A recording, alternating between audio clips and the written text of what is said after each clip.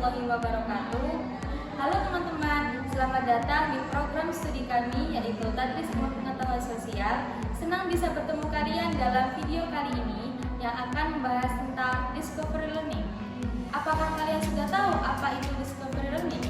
Discovery learning adalah metode pembelajaran yang mendorong peserta didik atau siswa untuk aktif mencari, menyelidiki, dan menemukan pengetahuan baru secara mandiri. Bukan hanya sekedar menerima informasi saja, tetapi discovery learning dapat memberikan banyak manfaat dalam pembelajaran, seperti meningkatkan kemampuan berpikir kritis, memecahkan masalah, dan meningkatkan keterampilan kognitif bagi peserta didik. Ingin tahu bagaimana penerapan metode pembelajaran discovery learning dalam pembelajaran? Simak video berikut ini.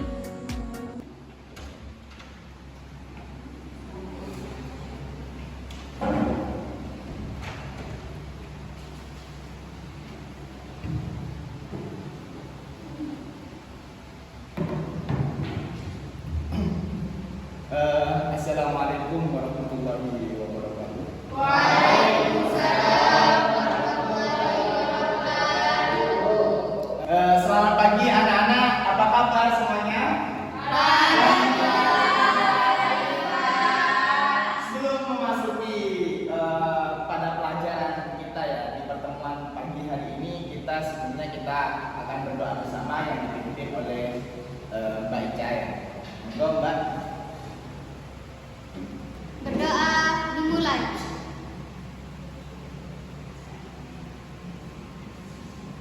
Berdoa selesai. Monggo keluarkan alat tulis kalian. Ya, Pak.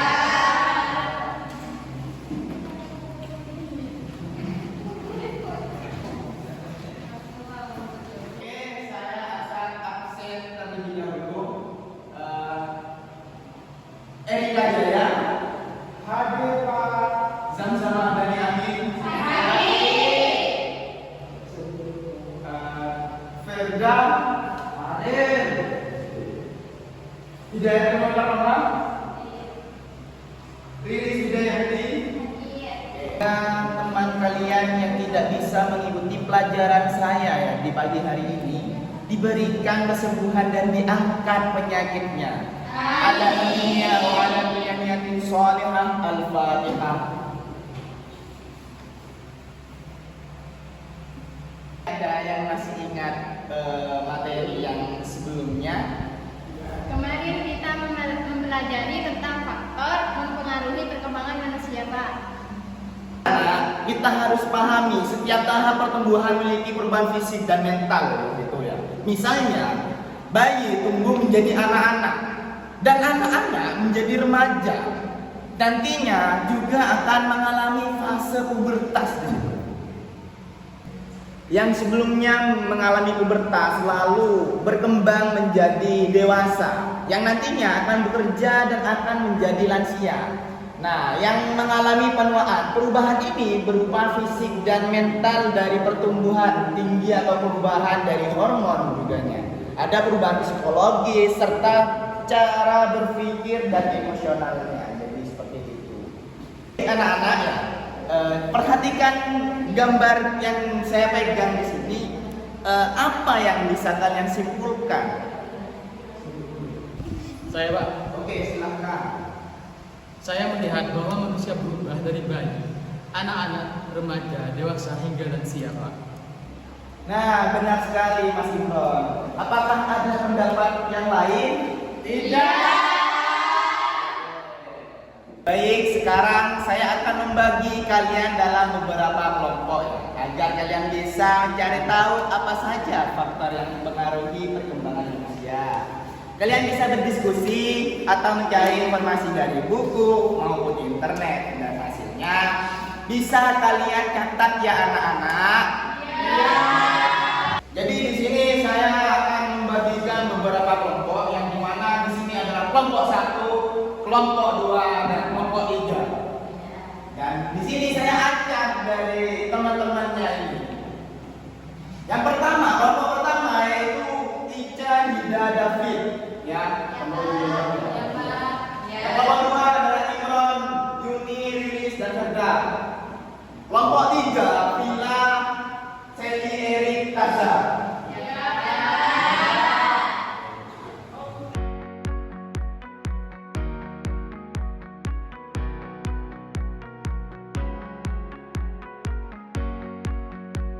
Oke, silakan diskusikan bersama teman kelompok kalian.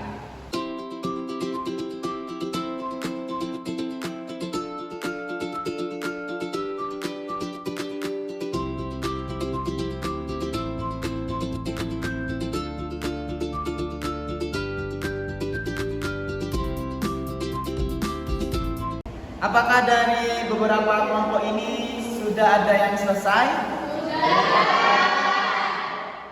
Saya minta perwakilan satu orang untuk menyampaikan hasil diskusinya kalian, terutama kelompok satu yang saya minta terlebih dahulu. Iya, Pak. Saya perwakilan dari kelompok 1. Hasil diskusi kami menjelaskan bahwa perkembangan manusia sangat dipengaruhi oleh faktor internal, terutama faktor genetik dan kesehatan. Faktor genetik menentukan berbagai aspek seperti tinggi badan, warna mata, dan bahkan kecerdasan seseorang. Selain itu, faktor kesehatan dan nutrisi juga berperan penting. Gizi yang baik sejak dalam kandungan hingga masa pertumbuhan akan sangat berpengaruh pada perkembangan fisik dan otak. Jika seseorang mengalami kekurangan nutrisi, maka pertumbuhan dan perkembangan kognitifnya bisa terganggu. Oleh karena itu, faktor internal ini menjadi dasar utama dalam perkembangan manusia. Baik, saya dari perwakilan kelompok 2. Di sini saya akan menyampaikan hasil diskusi kami. Nah, lingkungan dan interaksi sosial memiliki pengaruh besar dalam perkembangan manusia. Keluarga adalah lingkungan pertama yang membentuk kepribadian dan karakter seseorang. Cara orang tua mendidik anak, memberikan perhatian dan mengajarkan nilai-nilai kehidupan dan menentukan bagaimana anak berkembang. Selain itu, sekolah dan pendidikan juga berperan dalam membentuk kemampuan intelektual dan keterampilan. Masyarakat dan budaya tempat seorang tumbuh juga mempengaruhi cara berpikir, bertindak, serta nilai-nilai yang dianut. Dengan lingkungan yang positif, perkembangan manusia bisa optimal. Baik, saya perwakilan dari kelompok 3 akan menjelaskan tentang faktor eksternal modern dalam perkembangan manusia. Di era modern, perkembangan manusia tidak hanya dipengaruhi oleh faktor internal dan lingkungan, tetapi juga oleh kondisi ekonomi dan kemajuan teknologi. Faktor ekonomi menentukan akses seorang terhadap pendidikan dan layanan kesehatan. Anak-anak dari keluarga yang lebih sejahtera cenderung mendapatkan fasilitas yang lebih baik untuk mendukung perkembangannya. Selain itu, teknologi dan media memiliki dampak besar dalam kehidupan manusia saat ini. Informasi yang mudah diakses dalam meningkatkan wawasan dan keterampilan, tetapi di sisi lain penggunaan teknologi yang terlebih bisa berdampak negatif pada kesehatan mental dan interaksi sosial. Oleh karena itu, penting bagi kita untuk menggunakan teknologi dengan bijak agar perkembangan manusia lebih tetap seimbang. Setelah kalian sudah mendengar hasil dari presentasi teman-teman kalian di depan, jadi saya minta di sini kalian bisa kembali pada tempat kalian yang masing-masing. Baik, Pak.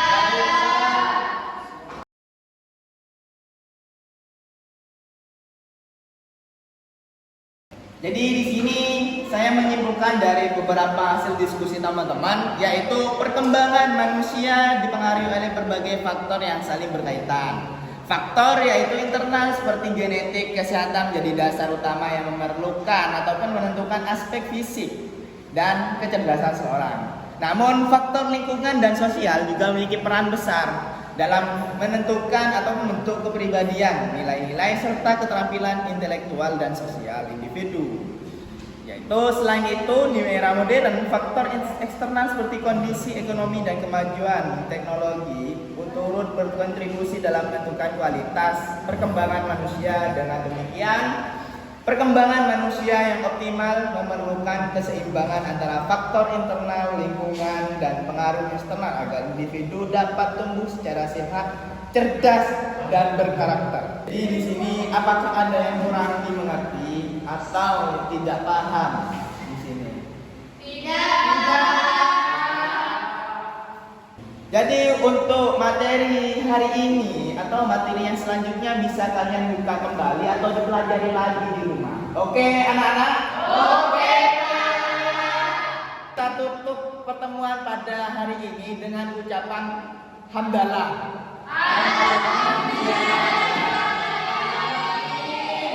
Sekian dari saya. Wallahul muwaffiq ila aqwamit thoriq. Wassalamualaikum warahmatullahi wabarakatuh.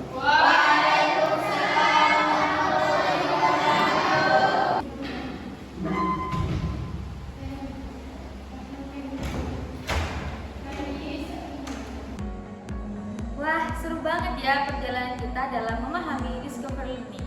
Hari ini kita sudah belajar bagaimana metode ini membuat pembelajaran lebih aktif, menyenangkan, dan pastinya lebih mudah dipahami.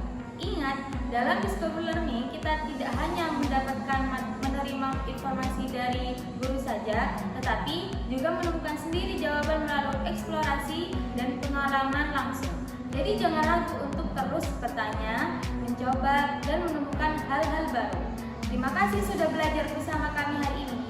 Kalau kalian merasa video ini bermanfaat, jangan lupa like, share, dan tulis di kolom komentar apa yang paling menarik buat kalian dari pembelajaran ini. Dan tentu saja jangan lupa subscribe agar tidak ketinggalan materi seru lainnya. Sampai jumpa di video selanjutnya. Tetap semangat belajar dan jangan berhenti untuk menemukan hal baru. Wassalamualaikum warahmatullahi wabarakatuh.